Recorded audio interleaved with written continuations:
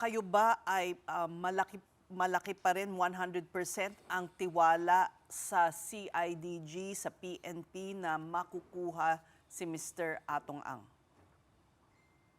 Well, from the very start po, kulang po yung kumpiyansa ng mga kapamilya ng mga biktima sa ating kapulisan, especially because of the experience they've had during the previous administration. Kagaya nga po nung sinabi nila Ma'am Cha, no, na kapatid ni John John Lasco, iniligaw at binaboy ang investigasyon, mga initial investigation ng kanilang nawawalang mga kamag-anakan nung simula. Kaya ngayon, sana ito yung redemption arc, no, ng PNP at ng ating pamahalaan tungkol dito sa kasong ito. Sana ma-accomplish nila yung mission na maaresto o mapasuko si Mr. Atong Ang. Ano po ang basehan ng inyong paniniwala na nandito pa siya sa Pilipinas?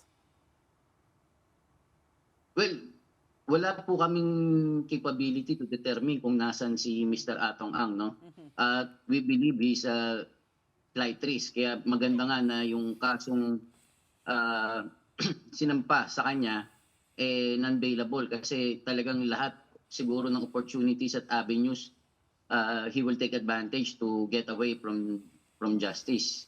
Kagaya nga nung sinasabi namin, he can afford yung pinakamagagaling na lawyers, yung pinakamaraming lawyers for his defense. Kaya mas maganda siguro na harapin niya na lang to, sumuko na lang siya, padaliin natin yung proseso. So ito ang apela ninyo sa kanya na sumuko? Opo. At sir, itong si Mr. Atong Ang ay isa lamang sa 18 akusado dito sa missing sa Bungeros. Pero sa inyong opinyon, may iba pa bang dapat masangkot, ibang dapat na ma-hold accountable dito sa pagkawala ng mga inyong mga kapamilya, no? Lalo na yung mga kasama dyan sa Alpha List na tinatawag. Opo, ang paniniwala po ng mga kapamilya, ng mga biktima, dapat ma-indict din yung mga personalities na nandun sa Alpha List. Dahil naniniwala kami, sindikato to eh. Collegial body yung nag-decide tungkol doon sa fate o doon sa kapalaran ng mga nawawalang sa Bungero. Kaya nais namin sana na masusi pang pag-aralan ng DOJ na masampahan din ng kaso yung mga taong nandun kasama sa Alpha List. Hindi lang si Mr. Atong Ang. Mr. Lazaro, I'm sure binabantayan niyo yung usad nitong kaso kasi yung pinag-uusapan natin, ito lang nasa Santa Cruz, di ba? So may mga ibang cases pa in other provinces, in other courts. Kamusta naman po no, yung usad ng mga kaso na yon?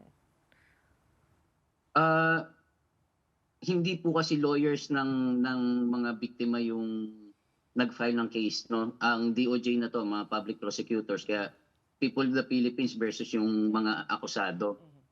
As to the updates, directly ata yung mga kapamilya yung nakakakuha ng updates mula sa DOJ. Kami po sa network nandito para sumuporta do sa panawagan, sa kampanya ng pamilya para dun sa pagkuha, pagkamit po ng hustisya. Hindi po kami directly na nakikipag-usap pa itong network. Hindi po kami directly nakikipag-usap sa DOJ tungkol do sa updates.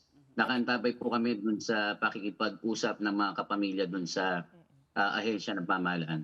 Pero grupo rin niyo po yun na nagpo-push no, na turingin itong kumbaga enforced disappearances yung ginawa dito sa mga missing sa Bungero since kasama yung state agents sa mga, of course, kinasuhan at nag-disappear sa kanila. Opo. Ang pagtingin po namin dito ay bahagi ito ng kultura ng impunity sa ating bansa, no? Ang pagtingin namin dito ay yung paniniwala ng mga nasa kapangyarihan, paniniwala po ng may mga pera na makakalusot sila sa kung ano man yung gusto nilang gawin kahit labag sa batas. So ito po ay isang litmus test para po sa administrasyon ni Presidente Bongbong Marcos kung hanggang saan madadala tong kasong ito. No? Kaugnay din po ito ng flood control projects na kung saan yung mga politiko ay naniniwala makakalusot doon sa pagnanakaw ng bilyon-bilyong pondo ng bayan. Kaya kung mapapagtagumpayan po yung pagkakamit ng hustisya dito sa nawawalang mga sabungero, naniniwala po kami na mabibigyan din po ng hustisya ang taong bayan, partikular dito sa flood control issues. Sa bagay, kung tutuusin, Ted, ang tagal ng inintay ninyo, di ba? Itong pagkaka-issue ng arrest warrant, eh malaking bagay na noon ay iniisip yung medyo imposible na mangyari. Opo, lagpas 5 taon na, no? Lagpas 5 taon, nakawalong chief PNP na. At ngayon pa lang po nakakita ng signifikanteng hakbang patungo po dito sa pag-usad ng kaso. Kaya nagpapasalamat po yung pamilya, although wala ngang reason pa para mag-celebrate dahil hindi pa po nakukuha si Mr. Atong Ang at hindi po naisama lahat ng mga taong sangkot. Pero ang daming polis na naaresto na. They were of course previously being held na by the PNP. Pero to your point no na yung state agents kumbaga naparusahan ang guilty. What are your thoughts on that? The fact that the police has managed to discipline a lot of their own. It's a positive step no towards yung accountability ng mga armed services natin, lalo na yung mga public officials. Is a positive step. Pero again, nasa simula pa lang tayo ng proseso. So kung makikita natin na mapapatunayan itong guilty at liable sa batas, that would be the most concrete no, manifestation ng kanilang hangarin na linisin yung kanilang ranks at hindi na muling magpagamit dito sa mga taong to na kagaya ni Mr. Charlie Atong. Nabanggit nyo nga sir, mahigit 5 taon na itong kaso ng missing sa Bungeros. But over the past few months, meron ba kayong mga nakuha ring ebidensya na nagpatibay palalo dito sa kaso laban kila Mr. Atong Ang, pati ilang mga state agents? Well, hindi kami yung nangangalap nung ebidensya. No? May mga evidences na hawak yung pamilya na na-submit na initially dun sa ating kapulisan.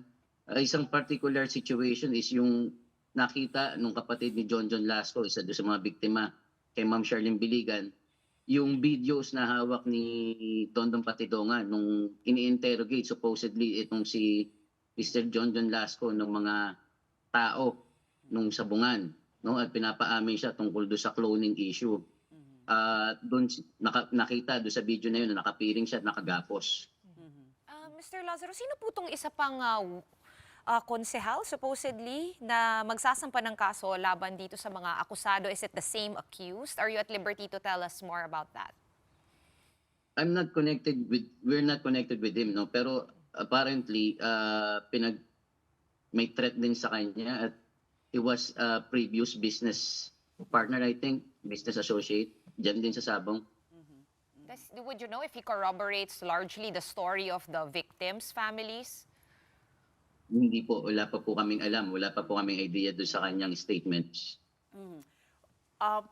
Nasabi nyo na malaki ang kumpiyansa nyo sa gobyerno, ngunit alam din natin na yung tentacles ng influence ni Atong Ang ay malalim. At sinabi na nga ni Julie Patidong na pati justice system, pati judiciary ay meron siyang mga kumbaga kakampi. So hindi po ba kayo kinakabahan na while you have made this first step na baka hindi umusad hanggang dulo? Well, we're determined to see this case through. We must be vigilant do sa mga pwedeng mangyari, no? Expectedly gagamitin ni Mr. Atong Ang yung kanyang powers nga para makalusot dito, pero tingin ko yung taong bayan mismo yung nagbabantay ngayon kasama namin para may hatid yung justisya para din sa mga kapamilyang ng biktima. Doon sa kinakabahan, kabado po kami everyday. Kabado po kami everyday kung makukuha nga ba yung panalo para dito sa katarungan. Makita ba namin sa finish line na nabigyan ng satisfaction at magkaroon ng closure tong mga kapamilya ng nawawalang mga sabongero. So yun po, marami pong agam-agam pero wala pong ibang choice kundi tumindig at lumaban eh. So haharapin namin yung laban na ito, bagamat simula pa lamang at mananatili po kami nakabantay. no, doon sa magiging resulta. At saka sinabi na nga ni DILG Secretary Remulla na he could be armed and dangerous. Ganun din ba ang paniniwala ninyo na he could, uh, the violence may ensue kung siya ay arestuhin? Well, he could be that desperate, no? He could resort to that. Pero yun nga yung mula sa bibig ng mga kamag-anakan, sindikato to eh. Wala sigurong limit doon sa po pwedeng mangyari at po pwedeng gawin. Kaya nga, yung mismong mga ahente ng ating pamahalaan, kailangan mag-ingat at i-assume yung worst at maging prepared sila. No? Hindi naman kami yung manghuhuli kay Mr. Atong Ang, pero ganun pa man, pinapanalangin namin yung kaligtasan ng lahat. Tapos kayo namang mga kamag-anakan, hindi naman nakakatanggap ng threats o anuman sa pagbabantay ng kasong ito? Recently, wala naman po. No? Recently, wala naman po. Yung mga kamag-anakan po, I think may kumausap before nung SONA ng 2025.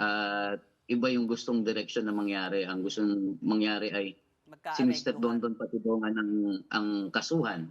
No, iba pa po yung usapan ng areglo dahil kagaya nung sinabi ni Mr. Dondon, 104 daw po yung supposedly victims ng forced disappearances na right now nasa 34 individuals na lang o 36 families yung kasama namin dito sa laban na ito. So batay sa mga kwento ng mga kapamilya, may mga umatras na dahil may kumausap. At habang nawawala nga at hinahanap si Atong Ang, Mr. Lazaro, ano po yung pinagkakaabalahan ng inyong grupo right now? What's next on your agenda? Well, tomorrow may ina-arrange atang press con yung mga kamag-anakan, no, with their lead. Kasi sometimes yung network yung nag-arrange, bukas particularly, yung families po yung nag-arrange ata ng isang press con. Sa network po, patuloy po kami nangangalap ng suporta, patuloy po kaming nananawagan sa publiko kasi mahirap pong mawala ito sa public discourse. Makalimutan po natin yung nangyari dahil diwa po nung bayan natin nakasalalay dito kung matatalo po yung laban na ito. No? Yung panawagan para sa katarungan, hindi lamang po para to sa mga kapamilya ng mga nawawalang sabongero. Para po to dun sa lahat ng biktima ng enforced disappearances, state violence, at yung iba pa pong pagmamalabis at pang-abuso sa taong bayan. Okay. Nabanggit nyo nga, sir, din na mahirap itong pinagdadaanan ng mga kamag-anak ng mga biktima dahil walang closure. So ano po ba ang itsura ng hustisya para sa mga pamilya ngayon ng mga missing sabongeros? Ang inaasahan namin, no, sa awa ng Diyos, sana mapanagot, mapakulong, no, mabigay yung dapat na parusa dito sa mga sangkot, particularly yung mga state agents, yung mga police na nagpagamit doon sa masterminds, at matigil yung kultura dito sa ating bayan na yung nasa pwesto nga na may kapangyarihan kayang tapak-tapakan yung karapatan ng mga mamayan. So yung kagustuhan namin sa pangkalahatan maging accountable itong mga taong nasa pinagkakatiwalaan ng taong bayan natin and supposedly maglilingkod sa ating interest. Maraming pong salamat sa inyong panahon. Thank you for talking to us here on The Big Story. Justice for Missing Sabongeros Network spokesperson Ted Lazaro.